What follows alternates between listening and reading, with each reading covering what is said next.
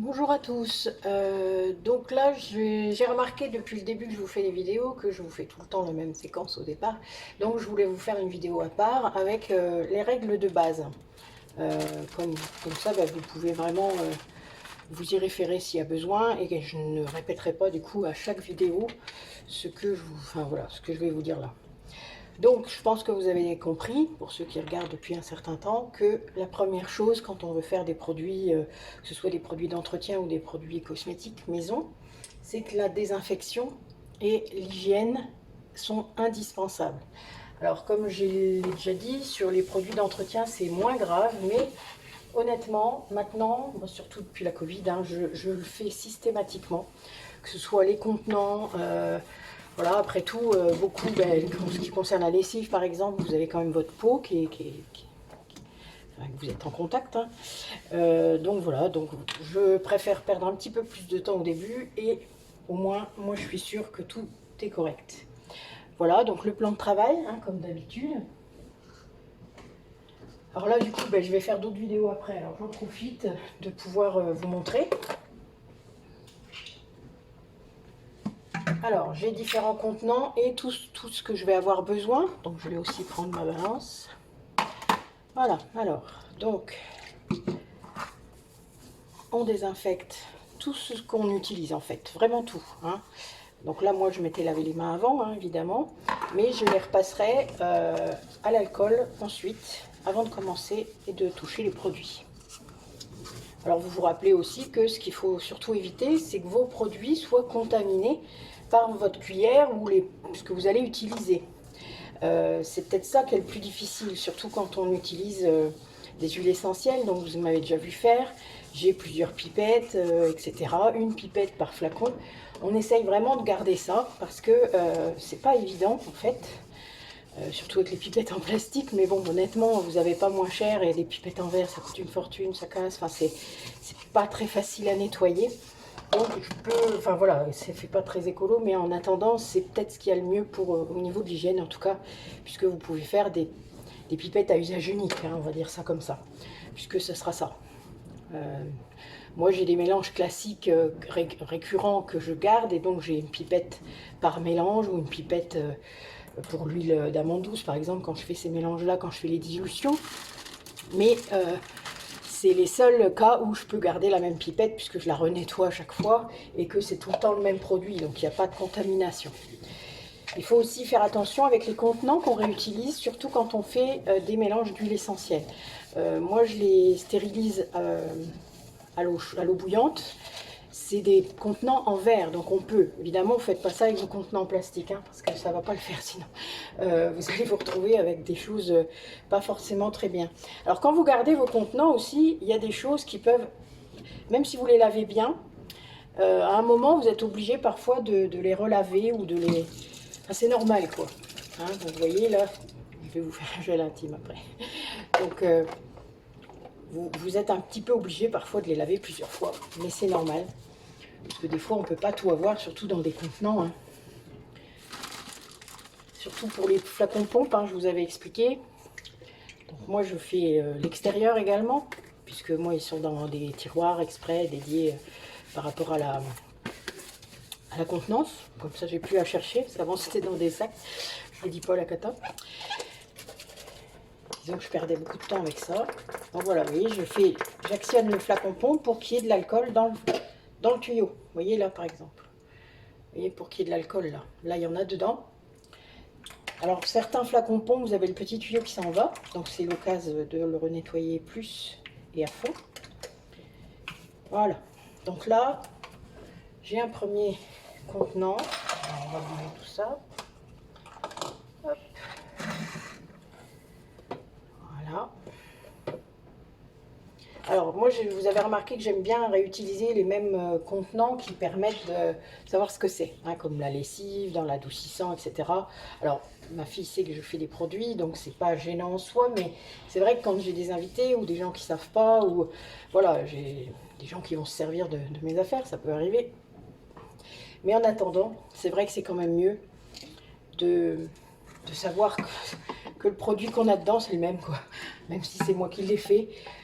c'est un petit repère. Chez vous, je pense que c'est facile de garder un flacon de lessive, un flacon de gel intime, un flacon de tout ce que vous voulez, hein, gel douche, pour ceux qui voudront se lancer dans le gel douche liquide, parce qu'on peut aussi en faire. Après, pour moi, c'est pas forcément très rentable. Bon, ma fille en utilise parce que elle n'est pas trop pour les savons, mais bon, moi c'est vrai que j'utilise mes propres savons, donc on n'a plus beaucoup. Bon là maintenant elle est en train de s'y mettre, donc peut-être qu'on finira par ne plus en acheter. On va déjà finir tous ceux qu'on a achetés. Mais voilà, vous pouvez garder quand même beaucoup de contenants. Bon, moi j'en ai, ce qui fait que j'en garde, hein, je vous l'ai dit déjà. Mais ça permet quand même d'avoir un certain nombre de contenants adaptés à certains produits quand on m'en réclame. Voilà. Donc vous voyez, la désinfection, donc là, ce que je vous disais tout à l'heure, je refais mes mains. Voilà, donc entre les doigts, il faut faire attention. Les ongles aussi, donc moi mes ongles sont courts puisque, enfin pas toujours tous, mais bon, ils sont courts parce que je masse, donc je n'ai pas de grands ongles. C'est le but, je ne vais pas arracher la peau des gens. Donc voilà, donc avoir les ongles propres, hein, évidemment, c'est indispensable. Les bactéries aiment bien se nicher sous les ongles. Et puis, avoir vraiment votre espace, même si c'est dans votre cuisine, vous voyez, là, il y a des choses qui ne vont pas toucher mes produits. Mais avoir un espace, même petit, où c'est bien désinfecté. Pareil, si vous faites chauffer, votre contenant, vous ferez l'extérieur aussi. Hein, tout ce qui va aller au bain-marie, par exemple, vous m'avez vu faire déjà plusieurs fois, vous faites l'extérieur. Comme ça, l'eau qui touche n'est pas non plus, ça risque pas de contaminer. Parce que vous savez, des fois, quand vous faites chauffer quelque chose, eh bien, ça va cliffer dedans. Ça peut arriver, surtout quand c'est des petits ramequins, hein, vous avez vu en aluminium, que je mets dessus. Enfin voilà, il y en a plusieurs des fois dans mon bain-marie. Eh bien, c'est pas évident des fois que ça cliffe pas. Voilà. Donc on fait bien attention, on surveille parce que des fois ça peut rater, hein, faut le savoir. Ça m'est déjà arrivé, des crèmes souvent, enfin bon voilà, il y a des choses qui font que ça part un peu en cacahuète parfois. Vous voyez là, regardez, je parle et je fais n'importe quoi. Des fois ça peut pas tenir. Et donc voilà, pareil aussi, vous m'avez peut-être vu faire la chantilly de savon où j'ai mis mon contenant dans le congélateur. Donc là pareil, on fait très attention également, même si on le laisse ouvert. Bon, le congélateur, l'avantage c'est que ça endort la bactérie, donc ça ne va pas non plus se contaminer comme ça très vite. Et dans tous ces mélanges-là que je fais, de toute manière, je mets du conservateur, du Cosgar, je vous en reparlerai quand je ferai ces mélanges-là. Mais voilà, ça permet quand même qu'il y ait une certaine... que votre produit puisse durer un certain temps. Hein. Bon, moi, les crèmes, par exemple, comme ça, je les garde au frigo. Donc là, j'en ai une, par exemple, qui est entamée depuis plus de 3 mois et ça pose absolument aucun souci. Il faut vraiment juste faire attention à à la façon dont on le fait, enfin tout le processus en fait, de A à Z. Voilà, c'est ça qui est difficile. On fait des erreurs au début, c'est normal. Moi, je me suis plantée plusieurs fois.